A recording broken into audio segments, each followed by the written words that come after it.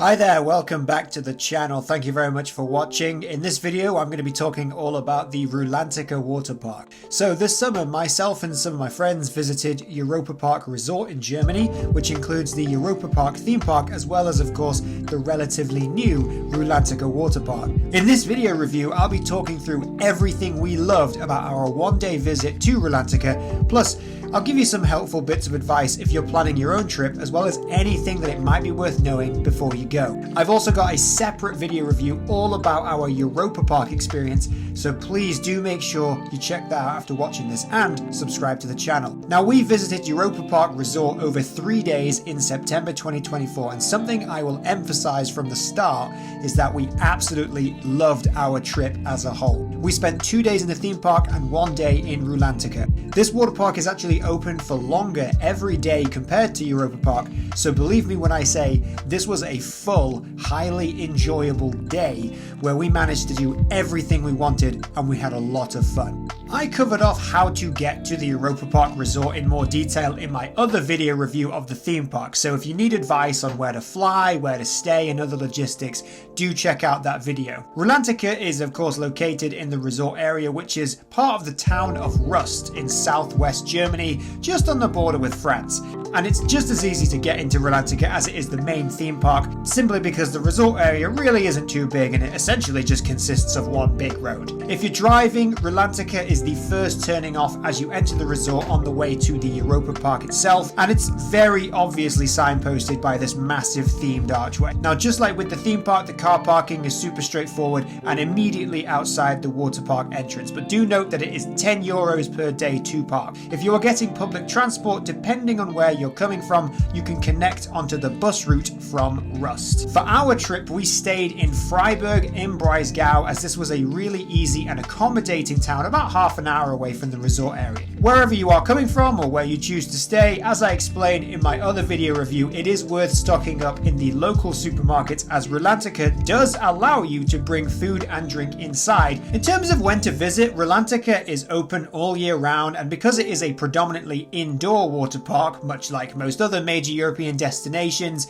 with all the pools, attractions and areas kept at a very pleasant, constant warm temperature, you can feasibly visit at any time. This is of course fantastic if you would like to visit the water park during an off season, or just if you want to visit over the colder months such as winter time when the theme park itself is closed. Now, I do want to stress that going in late summer was great because we actually benefited from some outstanding weather, and this is important because while the majority of Rulantica is fully indoor, there is also a sizable outside section, and we were able to really make the most out of this. And do bear this in mind because yes, there is loads to offer as an indoor water park, but you may want the good weather to make the most out of the great outdoor section as well, which includes a lot of the relaxation spots. So with those practicalities out the way, let's get into this full video review of Rulantica in summer 2024. I'll run through what I really liked about this water park, a breakdown of the attractions, the overall park and guest experience, as well as a little review of the spa area, which you can pay an optional fee to access.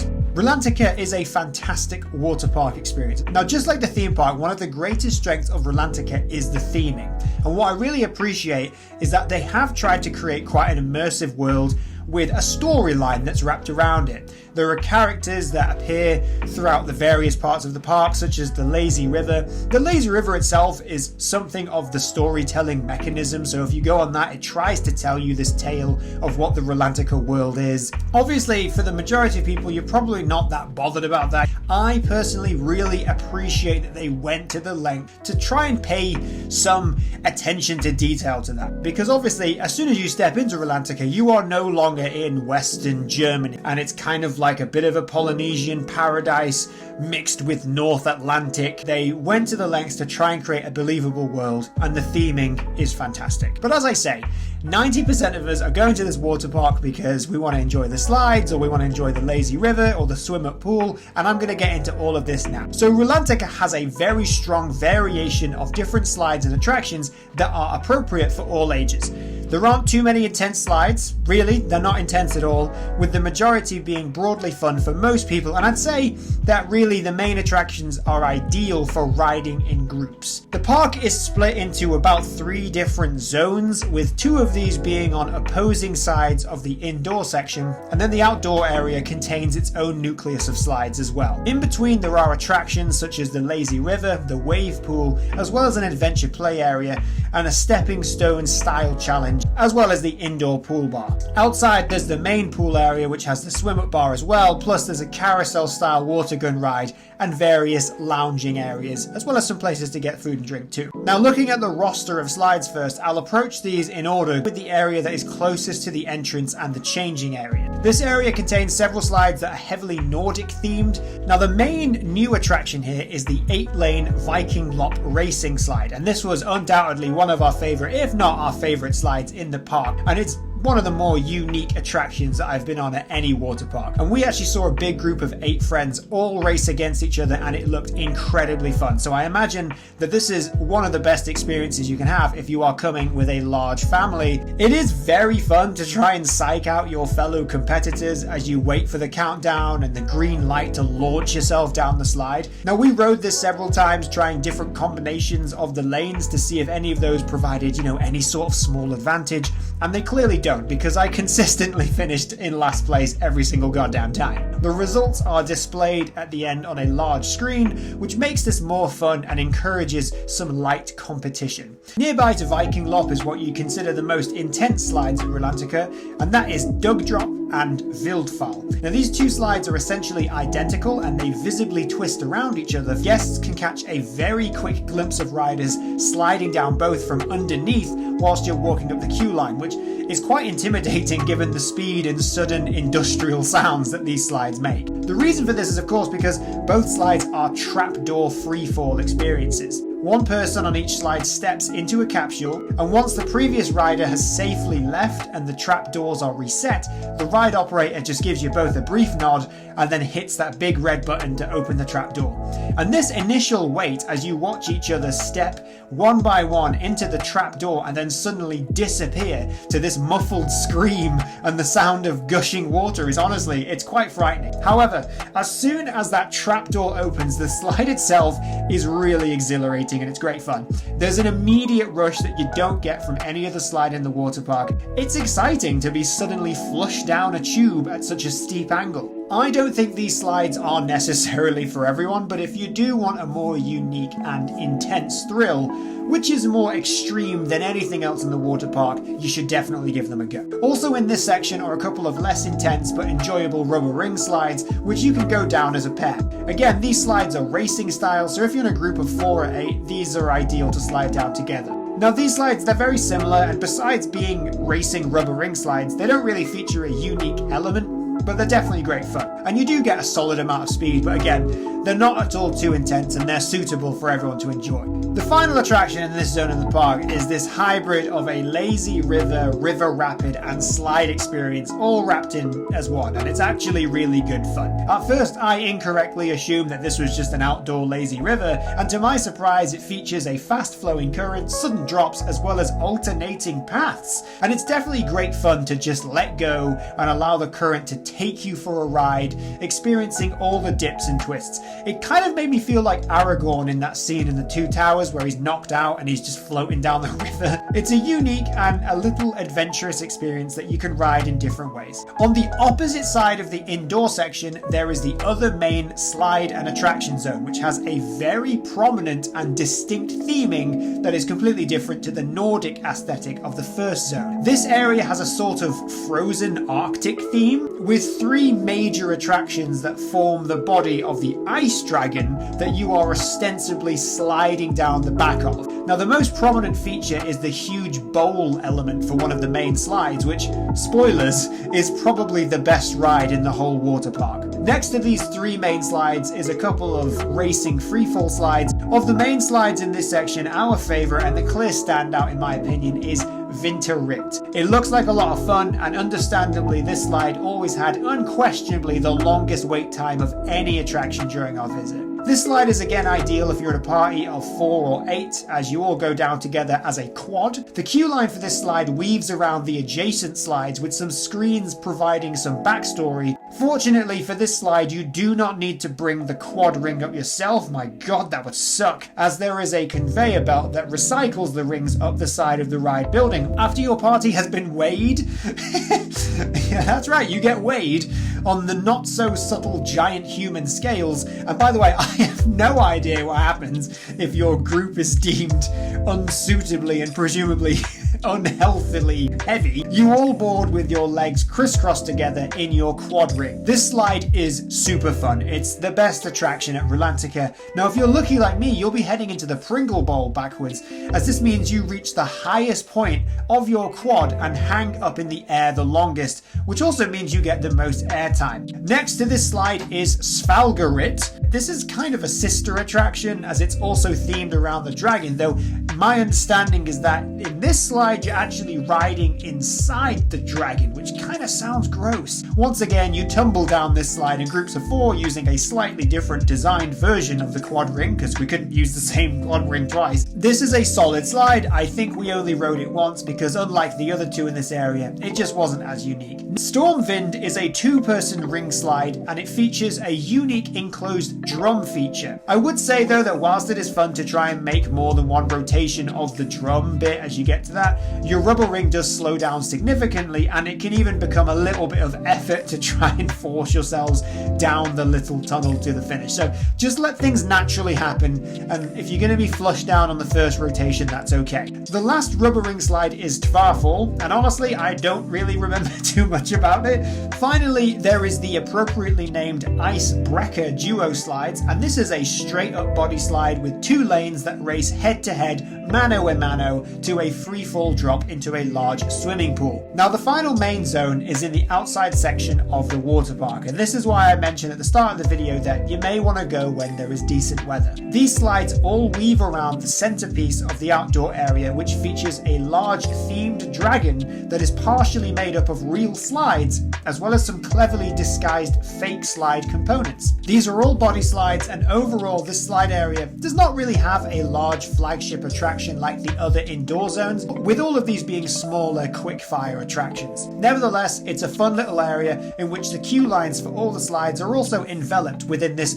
water adventure play area, where once every so often a huge wave of water crashes down in the pool area from the dragon. The main slide in this area, which is the highest slide and the closest to the top of the dragon, is Storm Rock. This body slide features a large drum element that you complete at least one spinning lap of after an initial freefall section at the beginning. It's very cool that this drum is at the very center of the dragon area, and that everyone on the dragon can watch you as you slide around the drum and finally plunge down the little funnel. The initial drop is good fun and is the second most intense body slide after the trapdoor slides, whereas similar slides I've been on in other parks maintain a good amount of speed as riders whiz around the bowl.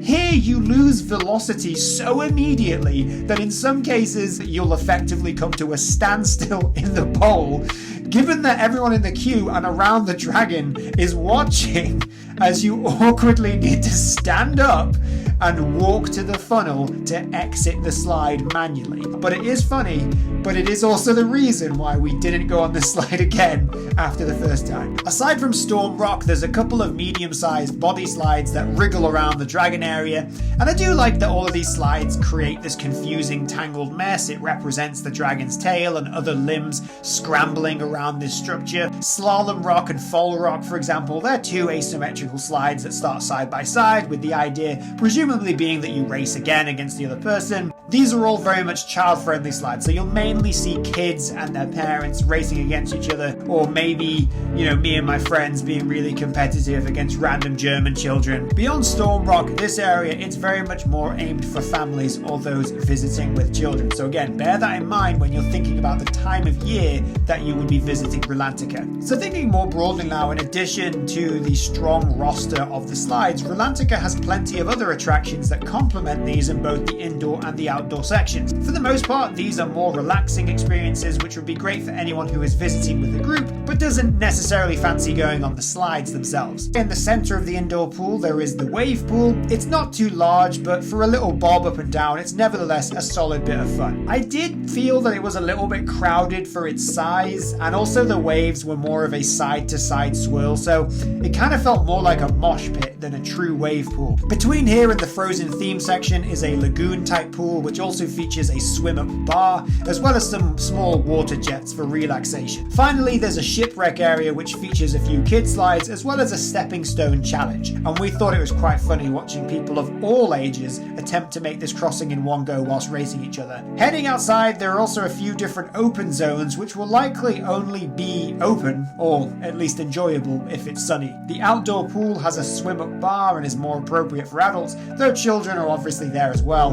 And in the early evening during the summer months, this becomes something called Rulantica vibes, which, you know, that sounds hot, right? Unfortunately, for us, the vibes were off by the time that we visited. Around this pool area, there are some sun lounges, which we particularly enjoyed crashing down on when we ran out of steam. Around the outside of this outdoor zone, there are also some food and drink outlets and places to sit and relax as well. There's a sanded area and a volleyball court here as well, but we were not sure where to get a volleyball from, so we didn't have the opportunity to play a game. But again, maybe this is reserved for the vibes. Finally, there is this really out of place spinning carousel water gun ride situated just by the entrance. This ride is absolutely fine. I find it a little bit redundant because the impact of being shot by water guns is kind of lost on me when I'm already in a water park and I'm just in swimming trunks. But it was fun and definitely satisfying to shoot some small children in the face. Now I'm going to talk about the Rulantica Spa. So in addition to the water park itself, Rulantica has a premium spa area where you can enter if you choose to purchase this access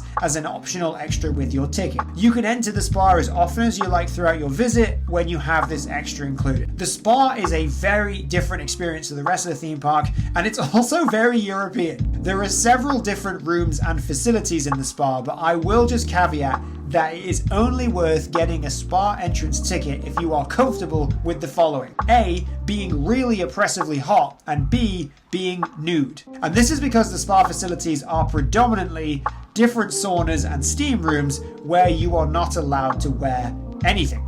The marketing for this area does imply that wearing a towel is okay, but in actuality you do ultimately need to get naked, and it is mixed gender. Now, you can technically wear two towels in the saunas, and I'm not criticizing this because it's very much the European culture to have naked saunas and spas, etc., but it is something to be aware of before you're visiting. Now, as much as I like the idea of going into a sauna or a steam room, I do also think that I'm stereotypically British in that I can't actually handle the heat very well.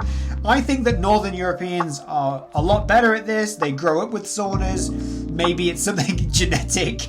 But this sauna experience really showed me that apparently there is an art to enjoying it. We undertook one of the sauna experiences, and I honestly found this hellishly difficult to endure. And I suppose it was a memorable experience, and I'm proud of myself.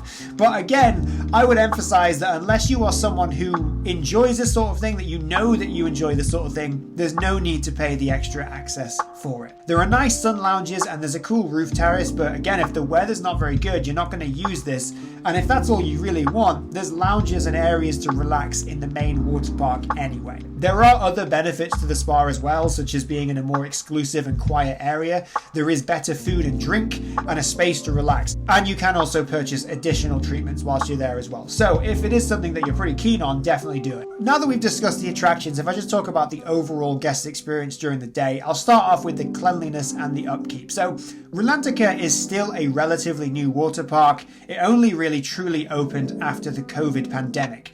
So as such, everything is quite fresh and new looking. In terms of cleanliness, I have absolutely no complaints whatsoever during our visit. The best compliment I can give this place is the fact that I didn't even notice that it was clean, if that makes sense. Like, I didn't see reasons to think about it. There were plenty of maintenance staff walking around the park, keeping everything clean. They have these sort of roaming machines that they drive that I assume hoover up the floors. I just simply never thought about it, which is a really good indication that this place was basically pristine during our visit. Now, although I did bring flip-flops along with me, which you can store basically anywhere in these useful little cupboards that they have next to all the slides, I had no issue with walking around barefoot. On the food and drink, so Rulantica uses a wristband system throughout the main water park areas as well as in the spa.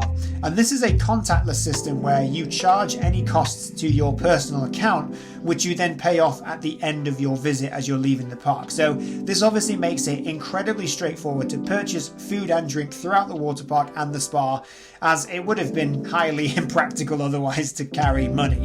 And thinking about it, when I've been to water parks in the past, way before contactless systems were even a thing, I have absolutely no idea how people paid for stuff. Like when I went to water parks in 2003 in Florida, were we just carrying dollars with us or something? Did we all just wear waterproof fanny bags? I don't really remember.